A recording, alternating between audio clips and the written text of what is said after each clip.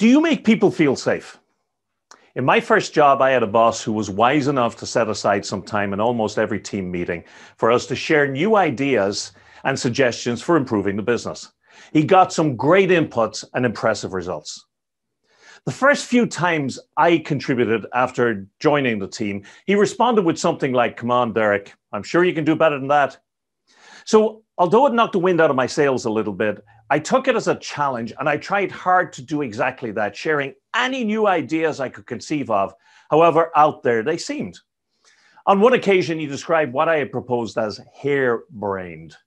In fairness, as I recall, it was a little bit out there. Next time I went to contribute, he saw my hand and he said, "Okay, Derek, what harebrained idea have you got for us today?" With practice, that became his mantra anytime I offered to contribute.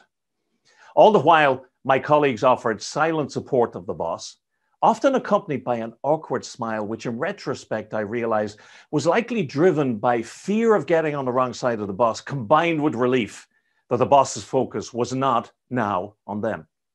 So over time, I became really selective in what I shared, determined only to bring up ideas I was certain would be well received. As a result, I often heard others contribute ideas I'd previously thought of, but which I held back, fearful they might not be good enough.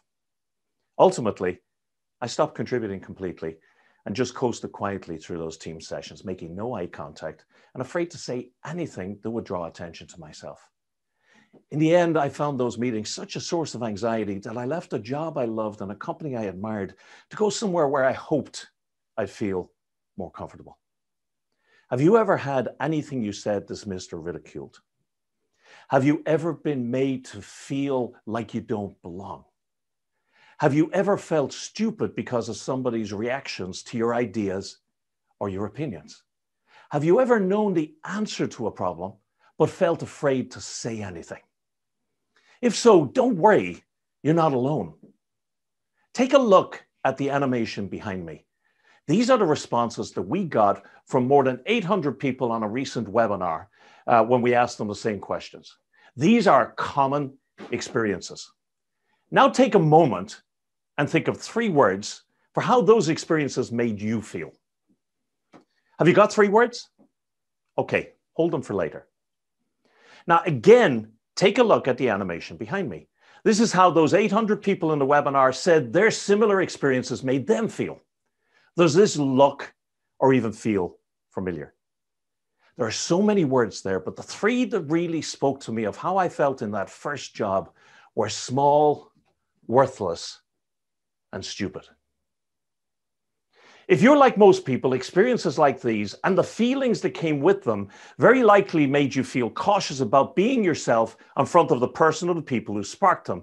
So you reined back your inclination to openly contribute, share your opinion, ask questions, or stick your neck out in any way for fear that you might screw up or be judged and have to feel those feelings all over again. One of the biggest topics in business today is what's called psychological safety, which, despite the jaw-breaking name, is simply a sense of confidence one has in a team environment that speaking up and being yourself won't result in rejection, punishment, or embarrassment by other members of the group. Almost 20 years of research show that teams that are psychologically safe, where people are unafraid to speak up and be themselves, get much better outcomes in terms of productivity, engagement by members of the team, and innovation. Visionary organizations are therefore equipping their managers and their leaders with the skills to foster psychological safety in the workplace.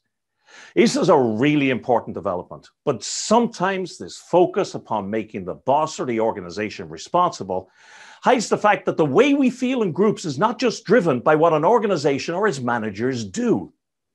Psychological safety is also driven by the individual members of a team. Everyone has a responsibility to contribute to the creation of that environment.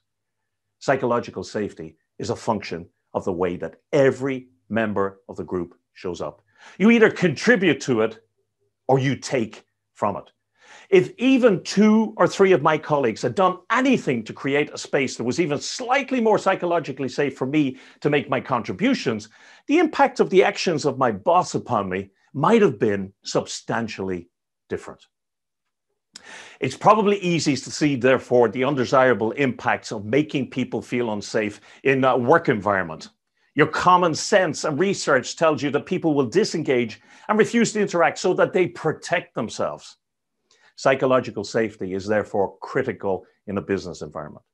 But there are environments that are much more important than business.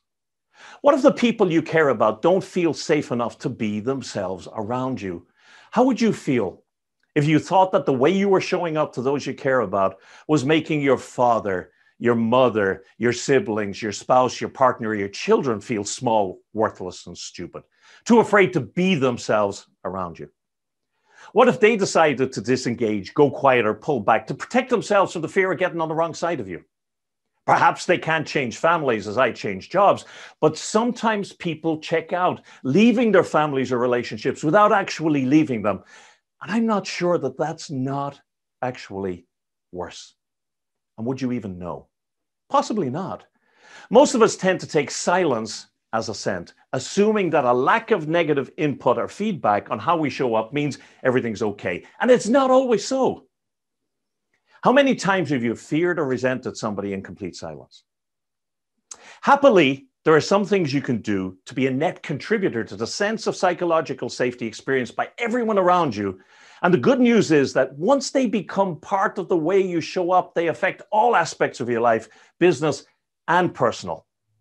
So whether you're a senior manager in charge of a large team of people, or a parent raising a small family, or something in between, here are some things you can do to make those around you feel safe to be themselves. First, don't be afraid to say you don't know. Amy Edmondson, the foremost researcher in this space, says, be a don't knower. Show it's okay not to have all the answers. Second, screw up in front of those you want to have feel safe around you. Let them see you drop the ball and own it. Demonstrate that it's okay to try something new and screw up. Then when people drop the ball, ask, what did you learn? Help them own the upside of their failures as well as the downsides. Get people involved. Ask, what do you think? And then really, obviously, listen. And involve everybody. Get everybody sharing their opinions and feedback. Let them know you don't have all the answers. I know I'm missing something. What is it? Have you any ideas? Now, there are many more things you can say and do to enhance the sense of psychological safety of those people around you. But once you get started with this and get into that mindset, you'll find that other ideas start to flow naturally. Now, bring back to mind the three words you thought of at the beginning of my talk. The three words that described how you felt when you were in a psychologically unsafe environment. Have you got them? Take a moment to really re-inhabit them. Really feel them. Now tell me, do you want to be someone who makes your children, spouse, family, valued friends or colleagues feel that way? Or do you want to be known as a person who contributes to helping everybody you interact with feel safe enough to be themselves? Do you want to make people feel safe? It's as simple as deciding right now that this is important to you and setting an intention to show up accordingly from now on. Now, to me, that feels like an idea worth spreading.